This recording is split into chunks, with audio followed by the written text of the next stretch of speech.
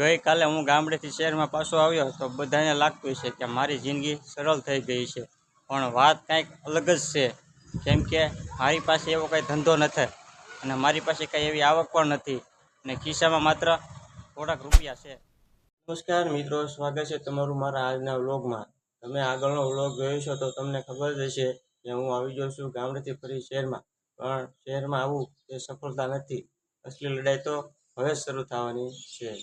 અને પછી હું તમને મારું ઘર બતાવીશ. તમને આખું ઘર તો નથી બતાવવું, એટલે હું તમને પ્રયત્ન કરીશ કે તમને આખું ઘર બતાવીશ. કેમ કે ઘરમાં હજી કંઈ છે નહીં, કેમ કે આપણે એવો કંઈ બિઝનેસ નથી કરતા, પણ જે છે એ વ્યવસ્થિત છે મિત્રો.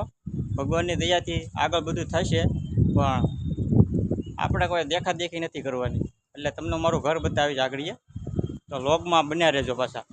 જો આ મિત્રો છે, આ ગલેરી, આ આપણું આવી ગયું છે બાણું. જો તમને પેલા માતાજીના દર્શન કરાવી, અને આપણે વ્લોગ ઉતારવામાં મોડું થઈ ગયું છે. એનું મેન કારણ હતું આ બારીના પડદા. આ બારીના પડદા લેવા ગયા થાય એટલે મોડું થઈ ગયું. જુઓ આ પડદો પાછો કેવો લાગ્યો પાછા કહેજો. અને હું તમને હવે રસોડું બતાવીશ. આ છે રસોડું.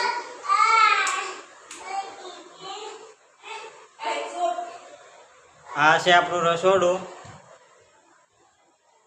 આ બાલ્કની છે. અને હું તમને હવે બીજો રૂમ બતાવવા જઈ રહ્યો છું. આ છે બીજો રૂમ, આપણો માસ્ટર બેડરૂમ. જો અને આના પડદો કેવો લાગ્યો પાછા કોમેન્ટ કરીને કહેજો. આ છે આપણો ડ્રેસિંગ કાચ.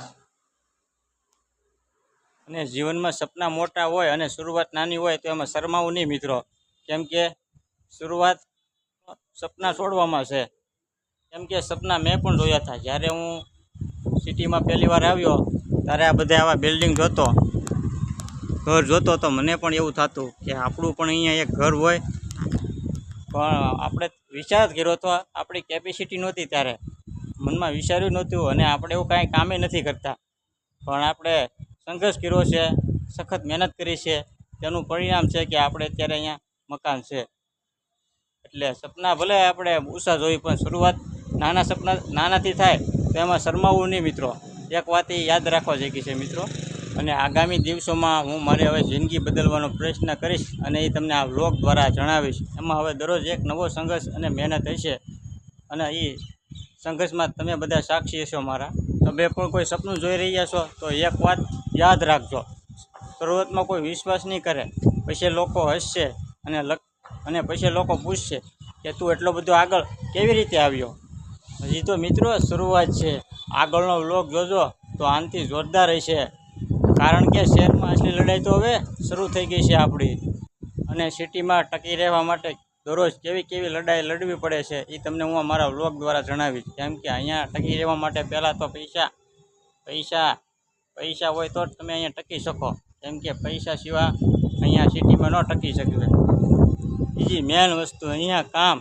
કેમ કે અત્યારે હાલ તો મંદીનો માહોલ છે, એટલે કામ તો અત્યારે મળી રહે છે, પણ ક્યારે બંધ થઈ જાય એનું પણ નક્કી નહીં. એટલે મિત્રો બે વસ્તુ, પૈસા હશે તો ટકી શકશો, અને કામ તમારે મળી રહેવું જોઈએ. નકર સિટીમાં ટકી રહેવું બહુ મુશ્કેલ છે. બસ તો આજના વિડીયોમાં એટલું જ. તે વિડીયો તમને ગમ્યો હોય તો લાઈક કરો, શેર કરો, અને ચેનલને સબસ્ક્રાઈબ કરવાનું ન ભૂલે મિત્રો.